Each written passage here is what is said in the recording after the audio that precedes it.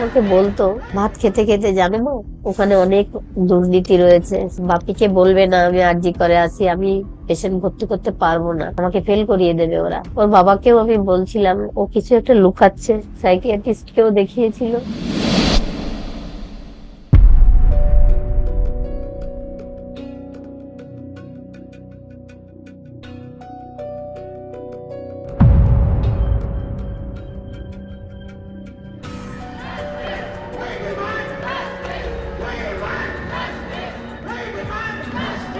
ও একা ডিউটি করছে, আমি বাড়িতে ভয় পেয়ে যেতাম, কিন্তু ও বলতো মা ভয় পেও না, আমার কিছু হবে না। আমি বুঝতে পারিনি সেই যাওয়াই যে শেষ যাওয়া হবে বাড়ি থেকে, ও বুঝতে পারেনি।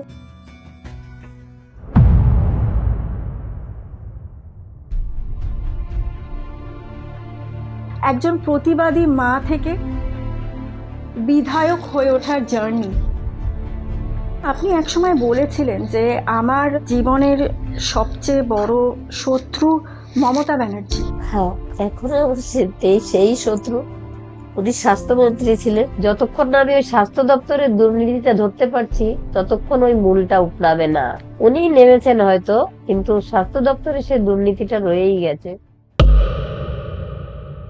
যখন কলতান এলো আমাদের বাড়িতে, তখন আমি কলতানকে একদম ডাইরেক্ট এইভাবেই বলেছিলাম, তুমি যে এখানে দাঁড়ালে, তুমি নির্মল ঘোষকে হারাতে পারবে?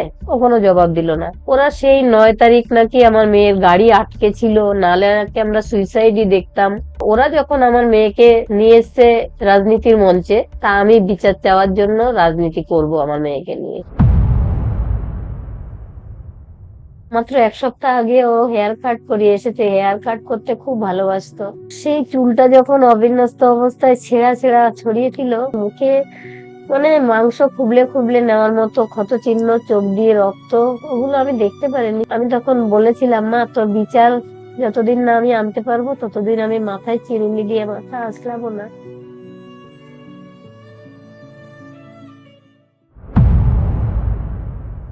ও আমার সাথেই আছে, ওর সাথে না এলে আমি কোথা দিয়ে শক্তি পাবো?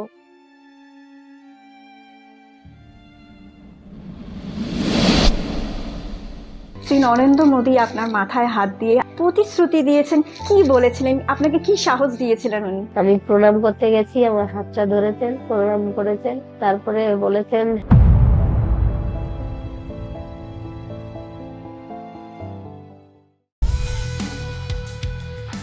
শোক থেকে প্রতিবাদ আর প্রতিবাদ থেকে মানুষের প্রতিনিধি হয়ে ওঠা। আমাদের আজকের অতিথি শুধু একজন বিধায়ক নন, তিনি আজ বাংলার প্রতিবাদের মুখ। একজন মা যিনি তার ব্যক্তিগত শোককে রূপ দিয়েছেন আন্দোলনে, আর সেই আন্দোলন তাকে পৌঁছে দিয়েছে বিধানসভায়। আরজি করে সেই কাণ্ডের পর ন্যায় বিচারের জন্য যিনি দিনের পর দিন রাস্তায় নেমেছিলেন, আজ সেই রত্না দেবনাথ, অভয়ার মা, বাংলার নতুন রাজনৈতিক অধ্যায়ের এক গুরুত্বপূর্ণ মুখ। আজ কথা হবে একজন মায়ের যন্ত্রণা, তার প্রতিবাদ, ন্যায় বিচার, রাজনীতির লড়াই নিয়ে। কাকিমা কেমন আছেন এখন?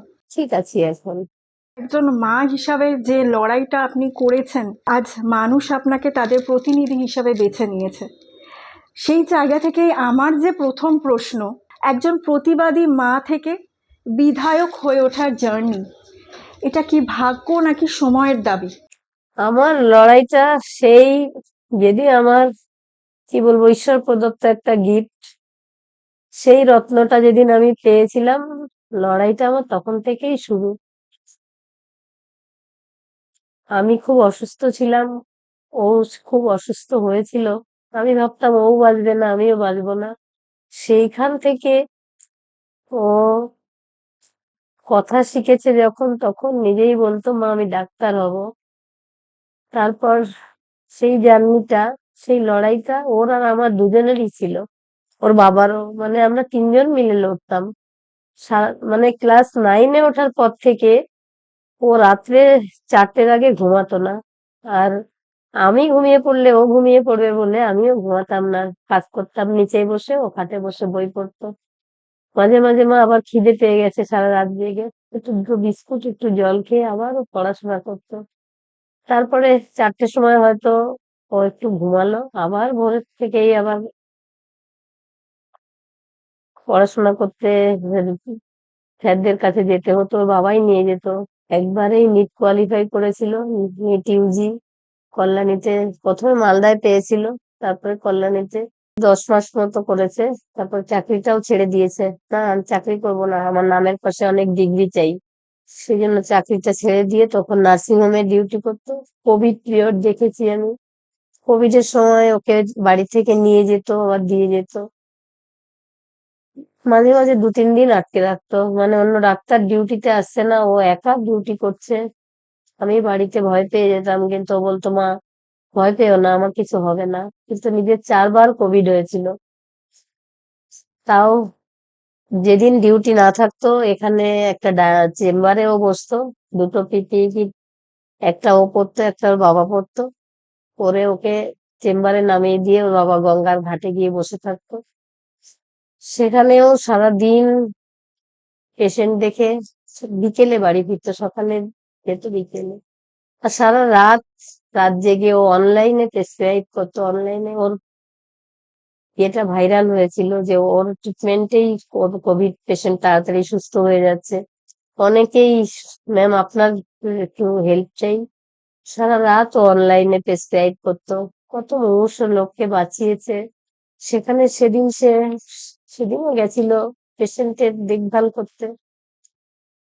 আমি বুঝতে পারিনি সেই যাওয়াই যে শেষ যাওয়া হবে বাড়ি থেকে, ও বুঝতে পারেনি। রোজকার মতো সকালে আমি ওকে খাইয়ে দিতাম, নাহলে ও খাওয়ার সময় পেত না, যেহেতু রাত্রে অনেক রাত অব্দি পড়াশোনা করতো। সকালে যাওয়ার সময় খুব তাড়াহুড়া হয়ে যেত, সবকিছু আমিই গুছিয়ে দিতাম। কোন জামাটা পরবে সেটাও আমি গুছিয়ে দিতাম। ও নিজে ইনকাম করা শিখে নিজে হাতে একটা নিজের জামাও কেনেনি ও কোনোদিন। কোনোদিন নিজের জন্য খরচা করেনি, সবকিছু বাবা মাকেই উজাড় করে দিয়ে গেছে। আমরা বুঝতে পারছি, মানে ইনফ্যাক্ট আমার নিজেকেও ঠিক রাখা সম্ভব হচ্ছে না এরকম একটা মুহূর্তে।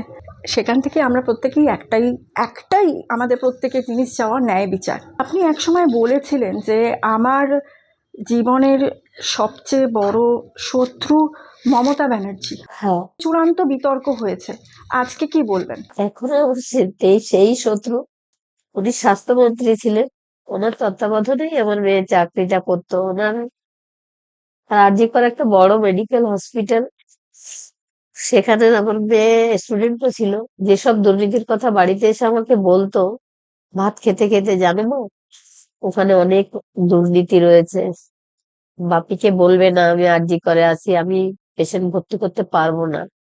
ওখানে টাকা পয়সা দিয়ে পেশেন্ট ভর্তি হয়, টাকা পয়সা দিয়ে পাস ফেল হয়। তবে পরে 2 মাস খুব ভয়ে ছিল, তুমি ঘুমাও মা, তুমি ঘুমাও, আমার অনেক পড়তে হবে, না পড়লে আমার এমডি তে গোল্ড মেডেল পেতেই হবে, আমাকে ফেল করিয়ে দেবে ওরা। এই যে একটা ভয় ওর মধ্যে আমি দেখেছিলাম।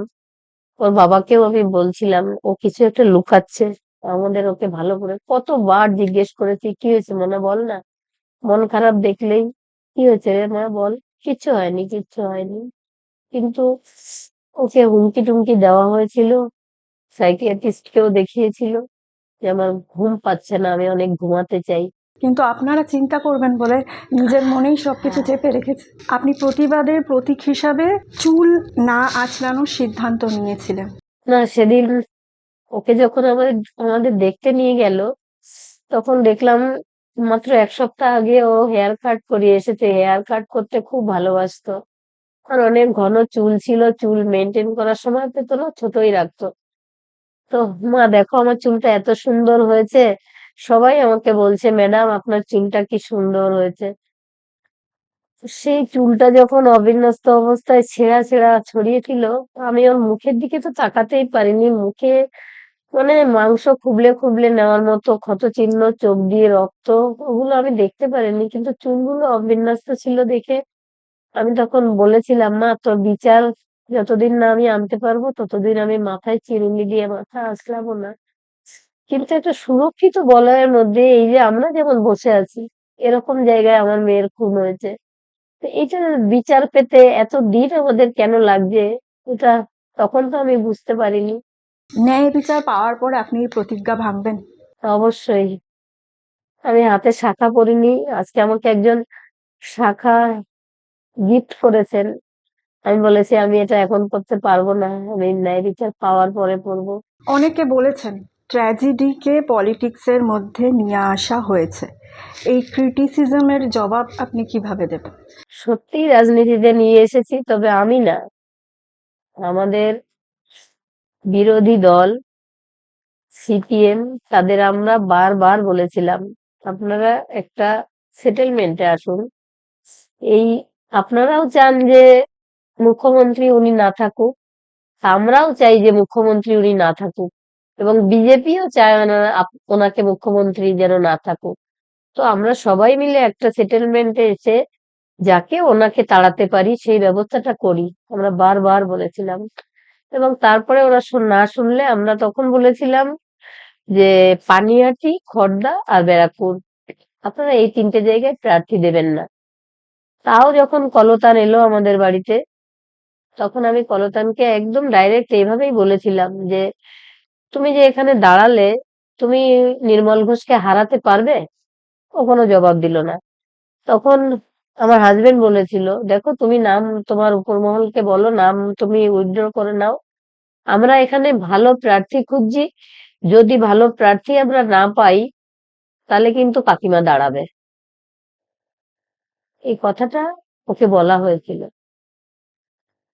তারপরেও ওরা যেভাবে আমাকে মানে সেদিন পরের দিনই বাড়ি গিয়ে ওরা সেই 9 তারিখ নাকি আমার মেয়ের গাড়ি আটকে ছিল, নালে নাকি আমরা সুইসাইডই দেখতাম, এসব অনেক কথা বলেছে, আমি কোনো উত্তর দিইনি। কিন্তু আমার মনে হয়েছে ওরা যখন আমার মেয়েকে নিয়ে এসছে রাজনীতির মঞ্চে, তাহলে আমার সবচেয়ে বড় অধিকার, আমার মেয়ে হারিয়েছি আমি, তা ওরা যদি রাজনীতিতে নামাতে পারে, তা আমি বিচার চাওয়ার জন্য রাজনীতি করব আমার মেয়েকে নিয়ে। আমাকে অনেকে বলছেন মেয়ের দেহের উপর উঠে রাজনীতি করছেন। আমি মেয়ের দেহটা কোথায় পাবো বলুন তো? সেটা তো আমাদের কাছে দেয়ইনি, সে তো ওরাই দখলে রেখেছিল এবং ওরাই তাড়াতাড়ি পুড়িয়ে দিয়েছে। আমি তো চেয়েছিলাম যে আমি সেকেন্ড পোস্টমর্টম চাই, আমার মেয়েকে এখানে নিয়ে আসুন। টালা থানায় গেছিলাম, পুলিশ সেখানে আমাকে গাড়ি থেকে নামতে দেয়নি, আমাদের গাড়ি লক করে আটকে রেখেছিল, আর আমার মেয়ের দেহ বেওয়ারিশ লাশের মতো এখানে এনে ফেলে রেখেছিল। এমনকি যখন আমি বললাম যে ওকে উপরে নিয়ে এসো, আমরা সত্যি বাক্যহারা হয়ে গেছিলাম, আমরা কোনোদিন ভাবিনি। কারণ আমাদের যে এরকম একটা ঘটনা ঘটবে সেটা আমার মেয়ে খুব শান্তশিষ্ট, মানে ছোটবেলা থেকেই কোনো দিকে কে কিছু বললো, কলেজে একটু ঝামেলা হলে আমাকে এসে বলতো, মা ওরা আমাকে এরকম হিংসা করে কেন? ওরা করে করুক, আমি তো ওরকম নই, তাই আমি কিছু বলবো না। হ্যাঁ, কাউকে কিছু বলতে হবে না। ও এটাই ভেবেছিল যতই হুমকি টুমকি দিক না কেন, ওই রাতটা পার করতে পারলে ওরা নাইট ডিউটি করতো না। সেই জন্যই ওকে ওই রাতেই মারা হয়েছে। কথায় আছে না, কিছু জায়গায় আমরা জানি সবার উপরে মানুষ সত্য, তাহার উপরে নাই, কিন্তু কিছু মানুষের মনুষ্যত্ব নিয়ে বারে বারে প্রশ্ন ওঠে। ঈশ্বর তো মানুষের মধ্যে থাকে বলে আমরা জানি। ঈশ্বর সত্যিই মানুষের মধ্যেই থাকেন, কিন্তু ওরা ওরা মানুষ বলে আমি গণ্য করি না। যে একটা ফুটন্ত গোলাপ, আমার মেয়ের দিকে একটু এখন তো আর মেয়ে নেই, ছবির দিকে তাকালেই বোঝা যায় সেটা, যে একটা সদ্য প্রস্ফুটিত গোলাপ, তাকে দলিত মথিত করে দেওয়া হয়েছে। ওরা সত্যি মানুষ না, ওদের মধ্যে কি করে ঈশ্বর বাস করবেন? যারা প্রকৃত মানুষ তাদের মধ্যেই ঈশ্বর বাস করেন। ঠিক দুদিন আগেই শ্রী শুভেন্দু অধিকারী শপথ নিলেন চিফ মিনিস্টারের। এটাকে কি বলে মনে করেন? এটা কি মানুষের রাগ থেকে হয়েছে না মানুষের আশা? মানুষের আবেগ, সমস্ত মানুষের আবেগ। আমাদের পাশের যে যিনি প্রার্থী হয়েছেন উনি সেইভাবে কোনো প্রচারও করেননি। উনি আমাকে বারবার বলতেন আপনি জিতবেন, কিন্তু আমারটা একটু ভয় লাগছে। আমি বলছি না না, আপনি জিতবেন। কারণ ওই খড়দার অনেকটা জায়গা, যেটা মহেন্দ্রনগর, ওখানে আমার মেয়ে বড় হয়েছে। সেখানকার তৃণমূলের ঘরের লোকেরাও এসে আমাকে বলে গেছে, আমরা কিন্তু আমাদের প্রার্থী দেখে ভোট দিইনি, আমরা তোমাকে দেখে ভোট দিয়েছি। তাই আমি যখন দাঁড়াবো বলেছি, তখন আমি মানে জিতবো, এটা এই আশাটা নিয়েই দাঁড়িয়েছিলাম। 15 বছরের একটি রাজনৈতিক অধ্যায় শেষ হলো। আমি বলেছিলাম, যখন সবাই মানে কাঁদছেন আমাকে জড়িয়ে ধরে, অনেকেই দেখেছেন সেই ভিডিওগুলো, এটা একটা অন্যরকম ভোট। কোনো প্রার্থী বোধহয় এটা পাননি যেটা আমি পেয়েছি। সেই জায়গাটা থেকে আমি বলেছিলাম যে আমি পানিহাটিকে ওই নির্মল ঘোষের ফেক কালচার, নির্মল ঘোষের অভিশাপ থেকে মুক্ত করব। সেটা আমি করতে পেরেছি এবং পানিহাটিবাসী আমাকে সমর্থন করেছেন বলেই। মানুষ অপেক্ষা করেছেন, মানুষ বেশ কয়েকটা বছর অপেক্ষা করেছেন ন্যায় বিচারের জন্য। মানুষেরও তো একটা সহ্য শক্তি থাকে মেনে নেওয়ার, কতদিন আর? একটা সময় না সময় এই রুখে দাঁড়ানোর একজনকে তো দাঁড়াতেই হবে। শুধু একজন অভয়া না, সমস্ত মহিলাদের পক্ষ থেকে আজকে উনি দাঁড়িয়েছেন সবাইকে প্রোটেক্ট করবার জন্য। এখন যে নতুন সরকার এলো, জানি, আমরা প্রত্যেকেই জানি আপনার একটাই আশা, একটাই চাওয়া, ন্যায় বিচার। আপনি তো শুধু অভয়া নয়, গোটা পশ্চিমবাংলার মেয়েদের জন্য আপনি লড়েছেন। হ্যাঁ, তামান্নার মা কালকে বলেছে, দিদি আমি তো হেরে গেছি, আপনি তো জিতেছেন, আপনাকে কংগ্রাচুলেশন, এবং আমার মেয়ের বিচার যেন একটু পাই সেটা দেখবেন। আমি বলছি, অবশ্যই দেখবো। আমার মনে হয় যে আমি যেন সমস্ত মেয়েদের সুরক্ষিত রাখতে পারি, এটা একটা। আর স্বাস্থ্য দপ্তরের যে দুর্নীতির জন্য আমার মেয়েকে খুন হতে হয়েছে, সেইখানে আমি দেখতে চাই কি দুর্নীতি, কি সে মূল শিকড়টা। যেমন আমি বলেছিলাম যে মুখ্যমন্ত্রীকে নবান্ন থেকে নামিয়ে তৃণমূলের বমি সমেত উপড়ে ফেলবো। যতক্ষণ না আমি ওই স্বাস্থ্য দপ্তরের দুর্নীতিটা ধরতে পারছি, ততক্ষণ ওই মূলটা উপড়াবে না। উনি নেমেছেন হয়তো, কিন্তু স্বাস্থ্য দপ্তরে সে দুর্নীতিটা রয়েই গেছে। আমাদের সকলের তরফ থেকে শতকোটি প্রণাম আপনাকে। সেদিন আমরা প্রত্যেকেই দেখেছি টেলিভিশনে শ্রী নরেন্দ্র মোদী আপনার মাথায় হাত দিয়ে আশীর্বাদ করেছেন, প্রতিশ্রুতি দিয়েছেন। কি বলেছিলেন, আপনাকে কি সাহস দিয়েছিলেন উনি? আমি প্রণাম করতে গেছি, আমার হাতটা ধরেছেন, প্রণাম করেছেন, তারপরে বলেছেন আপনি অনেক সাহস দেখিয়েছেন। তারপরে আমি বলেছি আমি আমার মেয়ের ন্যায় বিচার চাই, আমার মেয়ের নাম প্রকাশ্যে আনতে চাই, আমার মেয়ের ছবি সামনে আনতে চাই। তখন আমার মাথায় হাত রেখেছেন, বলছেন প্রচার কেমন চলছে। আমি বলছি ভালো চলছে। উনি আমার সঙ্গে বাংলায় কথা বলেছেন। আজ যদি অভয়া দেখতেন আপনাকে মঞ্চে, যেখানে শ্রী নরেন্দ্র মোদী আপনার মাথায় হাত দিয়ে আশীর্বাদ করছেন, কতটা গর্ববোধ করতো সে? আমার মেয়েকে নিয়ে আমি সত্যিই গর্বিত ছিলাম। ওর হাত দুটো ধরলেই যেন মনে হতো মানে আমি সবার মানে শ্রেষ্ঠ মা। এখনো ওকে নিয়ে আমার গর্বিত, এবং ভবিষ্যতে ওকে নিয়ে আমি গর্বিত থাকবোই। কারণ সবার ঘরে মনুষ্যত্ব জন্মায় না, মানুষ জন্মায়, কিন্তু মনুষ্যত্ব সবার ঘরে জন্মায় না। অনেকেই আমাকে বলেছেন আমরা বড়রা ছোট ছোট স্বার্থ দেখেছি, হয়তো আমাদের এটা প্রতিবাদ করলে আমাদের ট্রান্সফার হয়ে যাবে, এটা হবে ওটা হবে, সেই জন্য আমরা চুপ থেকেছিলাম। সেই জন্য আজকে এই 30 বছরের মেয়েটাকে আমরা হারিয়ে ফেললাম। রাজনীতিতে আসার পর কখনো মনে হয়েছে কাকিমা যে আপনি শুধু একজন মা নন, লাখো মানুষের আশা? হ্যাঁ, আমি শুধু একজন মা নয় এখন, তবে আমি প্রতিবাদী মা হিসাবেই থাকতে চাই। ক্যাম্পেইনের সময় প্রচুর মানুষ আপনার হাত ধরে কেঁদেছে। সেই জায়গাটা আপনাকে কতটা বদলে দিয়েছে ওই সময়টা? ওই অনুভূতিটা তো কেউ পায়নি যেটা আমি পেয়েছি। একটা কথা বলি, সেন্ট জেভিয়ার স্কুল থেকে বাচ্চাটা ওর মার সঙ্গে বাড়ি যাচ্ছিল, হঠাৎ আমাকে দেখে গাড়ি থেকে নেমে পড়েছে। মা নেমে আমাকে প্রণাম করেছে, আমাকে জড়িয়ে ধরেছে, তারপর বাড়ি গেছে। আমি ওদের বাড়ি কোথায় আমি জানি না, কিন্তু আমরা তখন ওই সুপারি বাগান এলাকাটায় গেছি। তো ও বুঝতে পেরেছে যে আমরা যাচ্ছি। ও ঘরে গিয়েই ওর স্কুল ব্যাগ, ওর স্কুল ইউনিফর্ম সব তাড়াতাড়ি ফেলে একটা ছেঁড়া গেঞ্জি পরে, একটা ছোট বাচ্চা ওর ভাই সেটা দৌড়াতে দৌড়াতে আমার কাছে এসছে, আন্টি আমি ভাইকেও নিয়ে এসেছি, ভাইকেও নিয়ে এসেছি বলে দুজনেই আমাকে জড়িয়ে ধরেছে, আমিও জড়িয়ে ধরেছি ওদের। তারপরে ছোট বাচ্চাটা আমাকে বলছে, আন্টি তুমি আমাদের বাড়ি যাবে না? আমি বললাম আমি বাড়িতে গেলে তো রান্না করতে হবে, খেতে হবে তো তাহলে। ও ওখান থেকে চিৎকার করে বলছে রান্না করো, রান্না করো।